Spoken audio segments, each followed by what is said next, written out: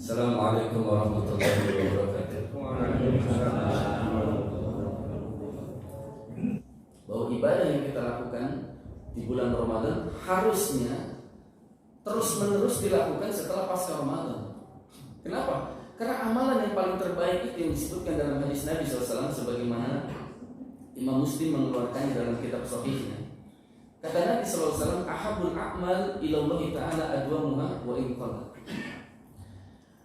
Amalan yang sangat dicintai oleh Allah Subhanahu wa taala adalah adwamuha, amalan yang terus-menerus mudawamah. Wa in qalla, walaupun amalan itu sedikit. Jadi amalan terbaik itu yang paling dicintai oleh Allah Subhanahu wa taala adalah amalan yang kontinu, terus-menerus. Ada orang berinfak bersedekah besar sekali, cuma sekali doang, termasuk kebaikan tapi tidak utama. Ada orang baca Quran di bulan Ramadan sampai khatam, tapi selesai bulan Ramadan tuh Al-Quran disimpan lagi di lemari, nggak dibuka lagi. Ketika dia baca Al-Quran itu kebaikan, tapi ketika dia meninggalkan bukan lagi sebuah keutamaan. Maka yang dimaksud dalam hadis ini adalah di antara amalan yang terbaik dan dicintai oleh Allah Subhanahu wa taala adalah amalan yang mudawwam, kontinu terus-menerus walaupun sedikit.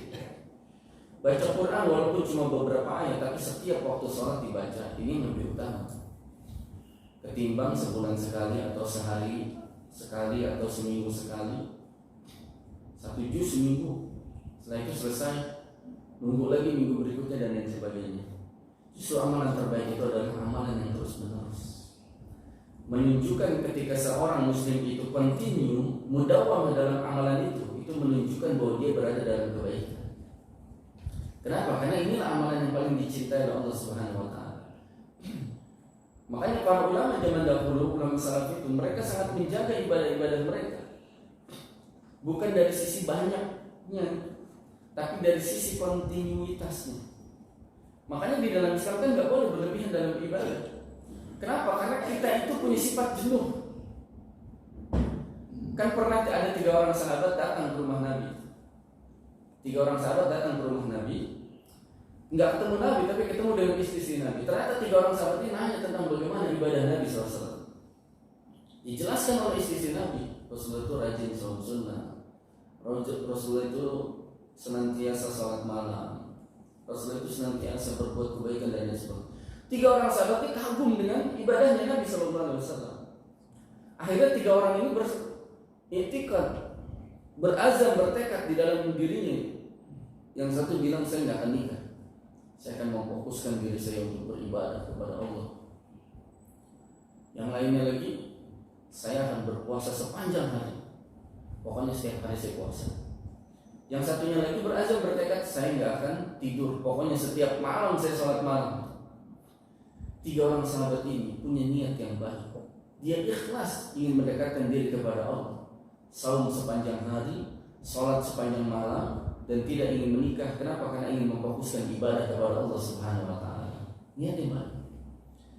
Lalu kemudian ketika Rasulullah SAW pulang, diceritakanlah 3 orang sahabat ini oleh istrinya, bahwa ada 3 orang sahabat datang, lalu kemudian bertanya tentang ibadah Rasulullah SAW, diceritakan. Lalu kemudian ketiganya bertanya, apa reaksi Nabi ketika mendengar 3 orang sahabat bersemangat pengen ibadah, sholat sepanjang malam, saum sepanjang hari, dan tidak ingin menikah karena beribadah kepada Allah Subhanahu wa taala. Nabi marah, terlihat dari wajahnya memerah. Panggil 3 orang itu, dipanggil 3 orang sahabat tersebut. Kemudian kata Nabi SAW, apakah benar engkau mengatakan demikian? Iya ya Rasulullah, kan benar. Saya akan berpuasa sepanjang hari. Yang satu lagi, saya akan sholat malam sepanjang malam. Saya tidak akan menikah karena ingin memfokuskan diri beribadah kepada Allah Subhanahu wa taala. Apa kata Nabi SAW? Demi Allah, aku adalah orang yang paling bertakwa di antara kalian. Ana asumu wa uftiru wa arkudu wa atazawwaju nisa, faman raqiba an sunnati falaysa minni. Aku saum dan aku pun berbuka. Aku tidur, aku pun mengerjakan sholat. Tidak tidur sepanjang malam, tidak sholat sepanjang malam. Wa atazawwaju nisa, dan aku pun menikahi wanita. Faman raqiba an sunnati falaysa minni. Barang siapa membenci sunnahku, maka bukan termasuk golongan. Nah, para jamaah yang dirahmati Allah Subhanahu wa taala, kasus sahabat ini menjadi pelajaran yang sangat berharga, bahkan dikutip oleh para ulama usul untuk menunjukkan bahwa di dalam beribadah itu tidak hanya modal semangat. Makanya Imam Fudail bin Iyad mensyaratkan ibadah itu yang pertama adalah harus ikhlas. Ikhlas yang dimaksud tentu adalah ikhlas yang bertauhid kepada Allah, karena nggak mungkin orang kafir itu ikhlas ya. Kan seringkali ada orang kafir, saya nyumbang buat pembangunan jalan, ikhlas 100 juta. Ikhlas yang dimaksud orang kafir itu nggak ada kata ikhlas, karena ikhlas itu hanya milik orang beriman. Ikhlas itu orang beriman, dan ikhlas itu intinya adalah tauhid. Makanya ada dalam Al-Quran itu surat Al-Ikhlas. Tapi ada nggak kata-kata ikhlas? Nggak ada. Surat An-Nas ada, Qul a'udzu birabbin nas, ada kalimat An-Nas di dalam. Surat Al-Falaq, Qul a'udzu birabbil falaq, ada kalimat Al-Falaq. Tapi Al-Ikhlas nggak ada kalimat An-Nas. Qul huwallahu ahad, Allahus samad, lam yalid wa lam yulad wa lam yakul lahu kufuwan ahad. Kenapa? Karena inti daripada keikhlasan itu adalah ketauhidan kepada Allah Subhanahu wa taala. Keikhlasan. Nah, selain ikhlas, ini sahabat udah ikhlas beribadah. Saya ikhlas puasa sepanjang hari enggak buka-buka. Saya ikhlas ibadah sepanjang malam enggak tidur-tidur. Saya ikhlas tidak menikah untuk mengabdikan diri kepada Allah. Tapi ada syarat yang kedua kata Imam Fudail bin Iyad. Apa itu? Yaitu mutaba'ah.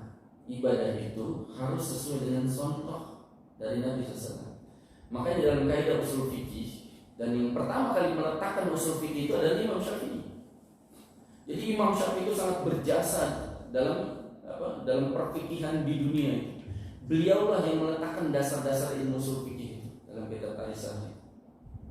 Nah, di antara kaidah usul fikih itu al-aslu fil ibadah al-butlan hatta yaquma ad-dalilu 'ala al-amri. Asal di dalam ibadah itu haram, batal, tidak boleh dilaksanakan ibadah itu hatta yaquma ad-dalilu 'ala al-amri, sampai ada dalil yang memerintahkan. Maka dalam masalah ibadah cari dalil yang memerintahkan, tapi kalau dalam masalah dunia cari dalil yang melarang. Itu kalau masalah dunia. Boleh nggak pakai baju warna merah, baju warna putih dan sebagainya? Silakan, selama tidak ada dalil yang melarang. Boleh nggak pakai baju koko atau pakai baju gamis dan lain sebagainya? Silakan. Selama syarat-syarat menutup aurat terpenuhi dan tidak ada larangan. Nah, para jamaah yang dirahmati Allah Subhanahu wa taala, maka ibadah di dalam Islam itu bukan hanya modal semangat, bukan hanya modal keikhlasan, tapi harus mutabah, mengikuti contoh dari Nabi SAW. Itulah kenapa bahwa kita di dalam beribadah itu bukan hanya modal semangat, bukan hanya dari sisi banyaknya, tapi kualitas ibadah itulah yang kemudian melahirkan kebaikan. Karena ada banyak orang yang terjatuh pada semangat beribadah kepada Allah, tapi ternyata ibadahnya nggak ada apa-apa, nggak ada nilainya di sisi Allah Subhanahu wa taala. Karena ibadah itu sangat terkait dengan akidah dan terkait dengan akhlak. Jadi akidah, ibadah, dan akhlak itu tiga hal yang nggak boleh dipisahkan. Orang yang akidahnya lurus mesti akhlaknya baik. Orang yang ibadahnya benar mesti akhlaknya baik. Dalam beberapa hadis kita bisa lihat bagaimana keterkaitan antara akidah, keimanan dengan akhlak. Dalam sebuah hadis Nabi menyebutkan, "Man kana yu'minu billahi wal yawmil akhir falyukrim jarahu.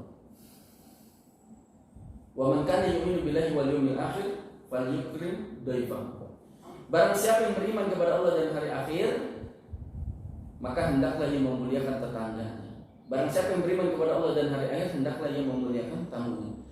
Iman kepada Allah dan hari akhir itu wilayah akidah, wilayah keimanan. Berbuat baik kepada tetangga itu adalah akhlak adab.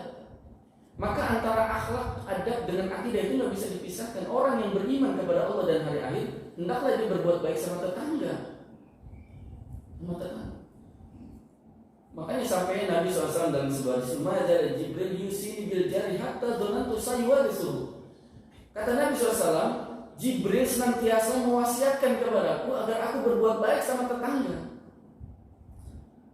Hatta dhanantu sayuwarisuhu, sampai aku menyangka jangan-jangan tetangga mendapatkan hak waris. Karena seringnya malaikat Jibril mewasiatkan untuk berbuat baik sama tetangga. Nah, ternyata keimanan kepada Allah dan hari akhir memiliki keterkaitan dengan akhlak, dengan adab.